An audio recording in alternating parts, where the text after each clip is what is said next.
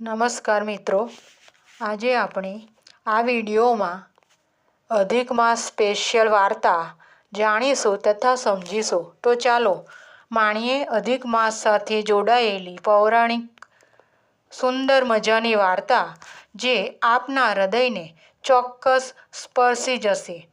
નૈમિષારણ્ય નામે એક અરણ્ય કે જ્યાં હંમેશા જપ, તપ, હવન તથા ભજન, કીર્તન, સત્સંગ, કથા, વાર્તા વગેરે સતત ચાલતા રહે છે.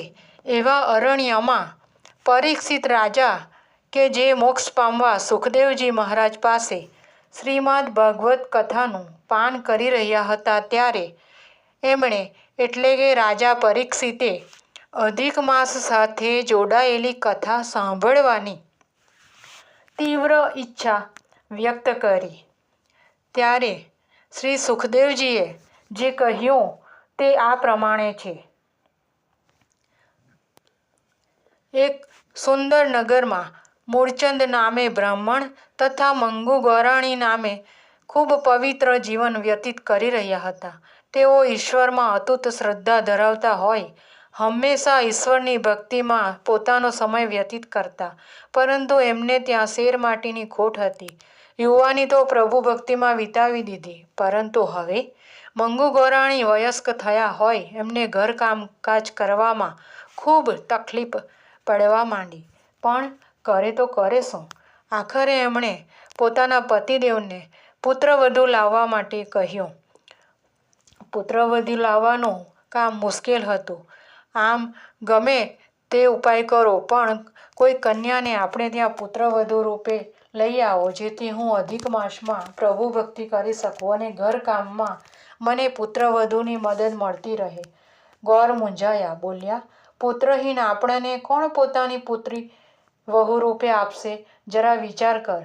મંગુ ગોરાણી પોતાની જીદ પર અડી રહ્યા. આખરે પત્નીની સામે નમતું જોખી મૂળચંદ પુત્રવધુ લાવવા નીકળ્યા. કન્યાના માતા પિતા સામે મૂળચંદ ગોળે પોતાનો પુત્ર શાસ્ત્રાર્થ કરવા માટે કાશી ગયો છે એવી વાત રજૂ કરી પોતાના ઘરની પરિસ્થિતિ સમજાવી.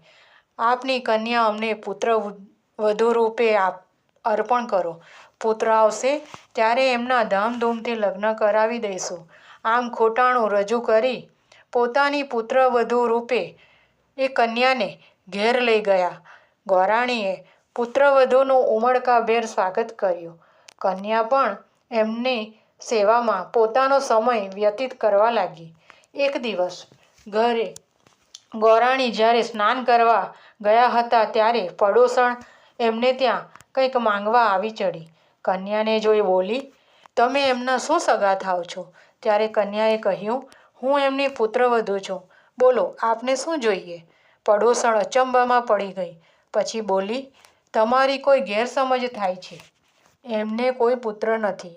મારું ખોટું લાગતું હોય તો ખાતરી કરી જોજો. હવે કન્યા પણ મૂંઝાણી. તેણે પોતાના સાસુને પૂછ્યું, શું આ વાત સાચી છે? ગોરાણી બોલ્યા, મારે ત્યાં ધન ધાન્ય ભરપૂર કોઠાર છે. શું અમે સંતાન વિનાના છે કે ખોટું બોલીએ? કન્યાને સાતે સાત કોઠાર ખોલી જોવા કહ્યું. કન્યાએ વારાફરતી 6 કોઠારમાં જોયું. ત્યાં ધન, ધાન્ય, હીરા, માણેક વગેરે જોવા મળ્યા. 7મો કોઠાર ખોલ્યો તો આ શું? આ કોઠારમાં શાસ્ત્રાર્થ કરતા એક યુવકને જોયો. કન્યા તો રાજીના રેડ થઈ ગઈ.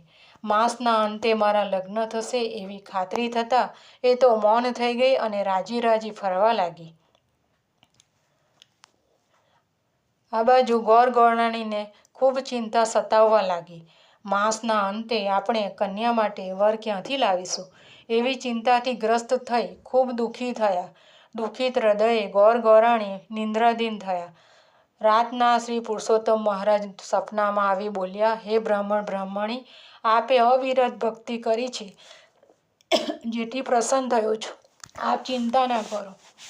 આપ નિશ્ચિંત થઈ લગ્નની તૈયારી કરો. ગોર ગોરાણી તો રાજીના રેડ થઈ ગયા. માસ પૂરો થતાં એ લગ્નની તૈયારીમાં જોડાઈ ગયા. સર્વે સગા સંબંધીને નિમંત્રણ પણ મોકલી દીધા. લગ્નના દિવસની વાત જોવા લાગ્યા. દિવસ આવતા જ પુરુષોત્તમ મહારાજ વર બનીને એમને આંગણે પધાર્યા. એ કન્યા સાથે સુખપૂર્વક વિવાહ કર્યા. કહેવાય છે કે ત્યારથી આ માસમાં ખાસ કરીને માનવ વિવાહ કરવામાં આવતા નથી, પરંતુ ધર્મનું કાર્ય ખૂબ શ્રદ્ધાથી કરવામાં આવે છે. આ માસમાં કરેલું દાન, પુણ્ય તથા વ્રત વિગેરે ખૂબ ફળદાયી નીવડે છે. જેમ ગોળ ગરાણીને ફળ્યા એમ પુરુષોત્તમ મહારાજ આપને પણ ફળે એવી આશા. બોલો પુરુષોત્તમ મહારાજની જય. મિત્રો, આ વાર્તા એક પૌરાણિક કહાની છે, પરંતુ સંતાનહીન દંપતીને ખૂબ જ ધાધસ બાંધનારી ને હિંમત પૂરી પાડનારી તથા પ્રભુને પોતાના પુત્ર ગણી વાત્સલ્ય ભાવ રજૂ કરવાની પ્રેરણા પૂરનારી આ કહાની શું આપણને ગમી?